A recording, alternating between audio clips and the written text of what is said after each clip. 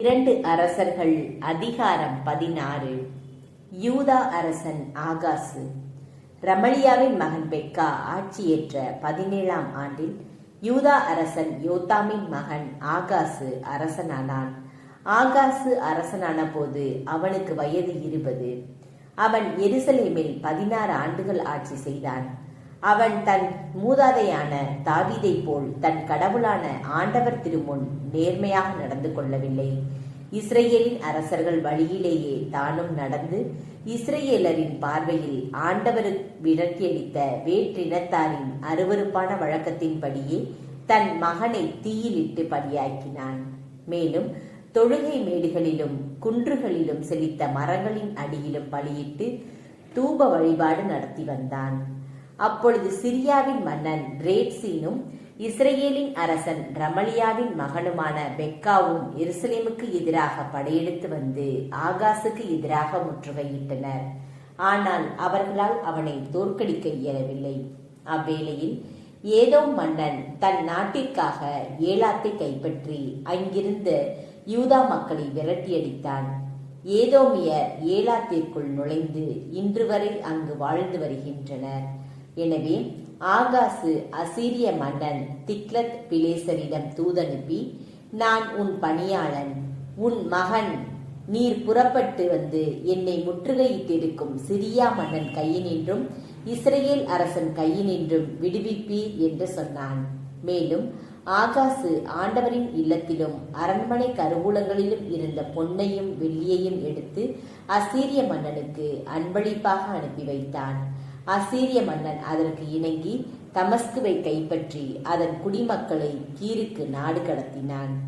எனவே அரசன் ஆகாசு அசீரிய மன்னன் திக்லத் பிலேசரை சந்திக்க தமஸ்குக்கு சென்றான். அப்பொழுது அவன் அந்நகரில் உள்ள பலிபீடத்தை கண்டு அதன் வரைபடத்தையும் தன் கட்டமைப்பின் எல்லா குறிப்புகளையும் குரு உரியாவுக்கு அனுப்பி வைத்தான்.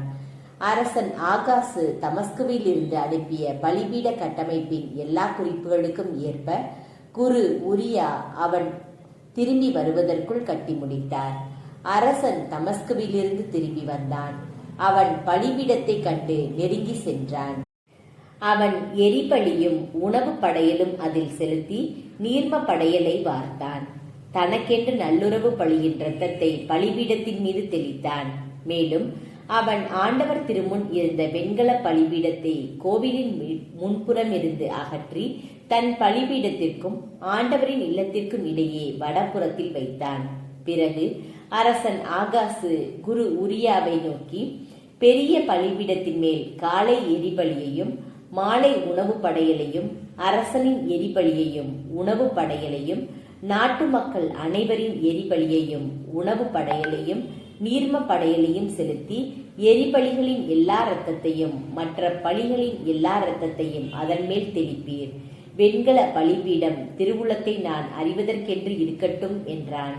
அரசன் ஆகாசு கட்டளையிட்டபடியே அனைத்தையும் குரு உரியா செய்தார். அப்பொழுது அரசன் ஆகாசு சக்கர தாங்கிகளை பிரித்து கொப்பரைகளை அவற்றினின்று அகற்றினான்.